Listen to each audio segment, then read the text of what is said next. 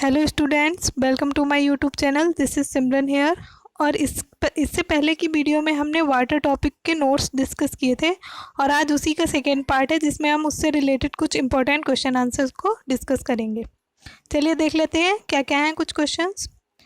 First is world water day celebrated on. विश्व जल दिवस कब मनाया जाता है? ऑप्शन नंबर ए है 23 मार्च को, ऑप्शन नंबर बी है 22 मार्च को, ऑप्शन नंबर सी 15 जून को, या फिर ऑप्शन नंबर डी 16 अप्रैल को। तो इसका हमारा करेक्ट आंसर है ऑप्शन नंबर बी, 22 मार्च को वर्ल्ड वाटर डे सेलिब्रेट किया जाता है। सेकेंड क्वेश्चन क्या बोल रहा है? मैक्सिमम डेंसिटी ऑफ वाटर, पानी का, जल का अधिकतम घनत्व क्या होता है? At 4 degree Celsius, at 3 degree Celsius, at 10 degree Celsius, या फिर एट 5 डिग्री सेल्सियस। तो इसका हमारा करेक्ट आंसर है ऑप्शन नंबर 4। जो जल का अधिकतम घनत्व होता है वो 4 डिग्री सेल्सियस पर होता है। पोल्यूशन ऑफ वाटर इन्वॉल्व्स, जो जल का प्रदूषण है उनमें क्या क्या चीज़ें शामिल होती हैं? A, use of water become harmful, पानी का यूज़ जो है हम जो यूज़ करते हैं वो हमें हार्म पहुंचाने लगता है या फिर हार्मफुल हो जाता है। चेंज इन वाटर टेम्परेचर, पानी के तापमान में राइज और फॉल होने लगता है, यानी कि पानी का तापमान या तो घट जाता है बहुत ज़्यादा या फिर बढ़ जाता है। Involuntary substances in the water bodies, जल निकायों में, वाटर बॉडीज़ में ऐसे पदार्थ, हानिकारक पदार्थ पाए जाने लगते हैं जो हमारे लिए, हमारी बॉडी के लिए, एनिमल्स की बॉडीज़ के लिए बहुत ही ज़्यादा हार्मफुल होते हैं। तो इसका करेक्ट आंसर है ऑप्शन नंबर डी, उपरोक्त सभी। पानी का उपयोग हानिकारक भी हो जाता है, पानी के तापमान में बदलाव भी होने लगता है और जल निकायों में अनैच्छिक पदार्थ भी पाए जाने लगते हैं। चलिए हमारा फोर्थ क्वेश्चन क्या है वो देखते हैं। करेक्टरिस्टिक ऑफ प्योर ड्रिंकिंग या फिर पोर्टेबल वाटर इज, जो शुद्ध पेयजल या फिर शुद्ध पीने योग्य पानी, ऐसा पानी जो हम लोग पिएं और वो हमें हार्म न पहुंचाएं, उसकी क्या विशेषता होती है? इट इज़ कलरफुल, क्या वह रंगीन होता है? It requires amount of dissolved oxygen, इसके लिए घुलनशील ऑक्सीजन की मात्रा की आवश्यकता होती है। या फिर C, it consist harmful substances, उसमें हार्मफुल पदार्थ शामिल होने चाहिए। या फिर option number D, none of the above. तो इसका करेक्ट आंसर है ऑप्शन नंबर बी, इसके लिए घुलनशील ऑक्सीजन की मात्रा की आवश्यकता होती है। पानी में एक जो कहते हैं मिड या फिर नॉर्मल अमाउंट में हमें ऑक्सीजन घुली हुई जब मिलेगी तो वही वाटर जो हमारे लिए है वो प्योर और पोर्टेबल होगा। ये रंगीन नहीं होता है। Option number A is wrong. जो हमारा वाटर है वो कैसा होता है? कलर लेस होता है, टेस्ट लेस होता है और ऑर्डर लेस होता है, और इसमें हानिकारक पदार्थ भी शामिल नहीं होते हैं। जो हमारा पोर्टेबल वाटर है उसमें जो हार्मफुल सब्सटेंसेस होते हैं वो तो बिल्कुल भी नहीं होने चाहिए। क्वेश्चन नंबर 4 क्या बोल रहा है? Freezing point of water is, जल का हिमांक बिंदु क्या है? Option number A 1 degree Celsius, 2 degree Celsius, option number C 0 degree Celsius, या फिर option number D 5 degree Celsius.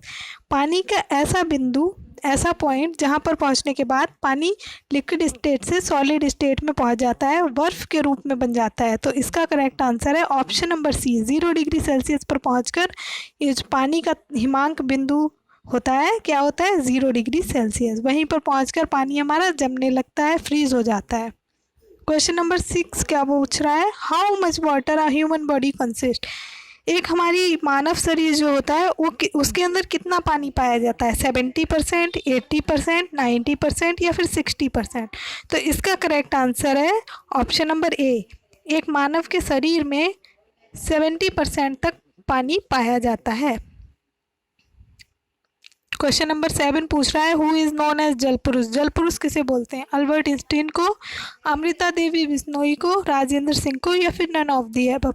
इसका करेक्ट आंसर है राजेंद्र सिंह, जिन्होंने हमारे रेन वाटर हार्वेस्टिंग में या फिर कंजर्वेशन ऑफ वाटर में बहुत ही बड़ा योगदान दिया है।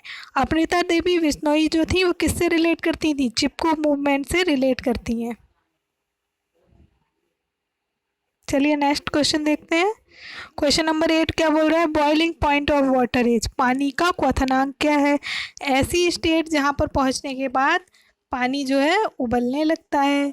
बॉइलिंग पॉइंट क्या होता है उसका? 110 डिग्री सेल्सियस होता है, 100 डिग्री सेल्सियस होता है, 150 डिग्री सेल्सियस होता है, या फिर 120 डिग्री सेल्सियस होता है।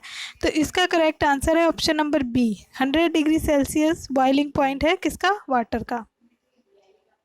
9th क्वेश्चन पूछ रहा है the flow of water is measured in, पानी का जो प्रवाह है वो किससे मापा जाता है, वॉल्यूमेट्रिक से, क्यूसिक से, बोथ ए एंड बी, या फिर none of the above. Cusec से नापा जाता है, cubic centimetre per second, cusec से हम पानी के प्रवाह को मेज़र करते हैं।